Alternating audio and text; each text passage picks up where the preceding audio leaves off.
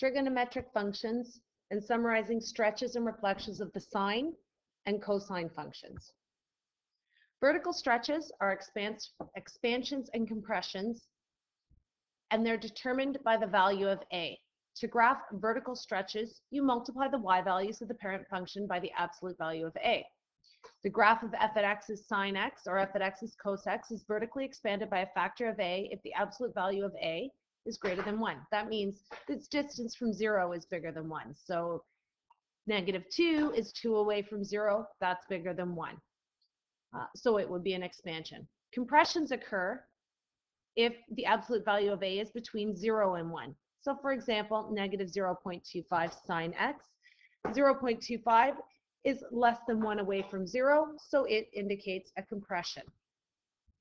Reflections in the x-axis are determined by the sine of a.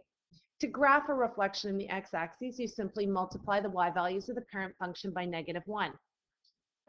And the interesting thing that you should have noticed in the investigation is that when the sine or cosine function are reflected in the x-axis, the maximum values turn into minimums, and the minimum values turn into maximums.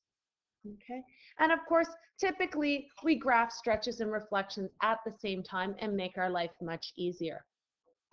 If you look at the function, f at x is -2 sine x. If I ask you to state the transformations, the first thing you would look at is you've got a negative sign, so you have a reflection in the x-axis.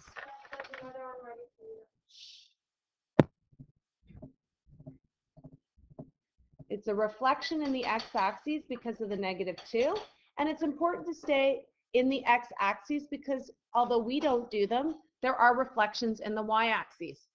The 2 tells us it's a vertical expansion by a factor of 2, and again, it's important to use the word vertical because horizontal stretches do occur, and it's an expansion because the y values are getting larger, and it's by a factor of 2. And I've got this typed neatly on the next page. I need to get a better stylus for doing this with. It's not working very well, so I apologize. The equation of the axes. I didn't move anything up and down. All my points are still going to be an equal distance from the x-axis. So the equation of the axis is just y equals 0.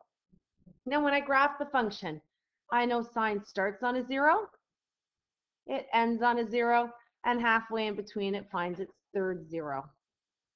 Now between my first 2 zeros, I typically find my maximum value. But because I'm reflecting in my x-axis, I'm going to find the minimum halfway. And because I'm stretching by a factor of 2, it will be at -2. And between my last 2 zeros, I typically find my maximum, or sorry, my minimum. But because I've reflected it, I'm now going to find a maximum, and it's going to occur at 2 because I've vertically stretched it by a factor of 2. And I draw a nice smooth curve between my points, and I'm good to go.